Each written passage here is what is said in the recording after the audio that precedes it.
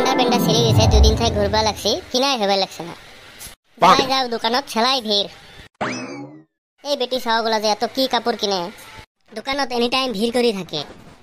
এমনি under pant কিনতে শরম লাগে, তা তো আরো মানুষের ভিড়।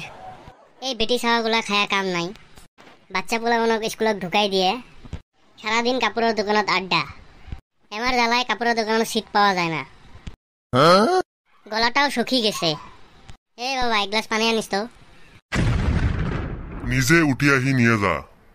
প্লিজ কইসং আন না এক গ্লাস পানি। কইসং না পাইবার নং। আন না, কি হল? আরেকবার যদি পানি চাইস না ওতে যাইয়া কুলজেত ঘুরাইম।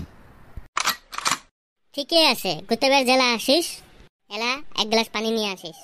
আরাম দাদা কই গিরি এটা র তোক পানি খোয়াবা লাগছুম মই। এ পাগলা খেয়েছে। এ সোসে গেলুকে পানি খায়া যা।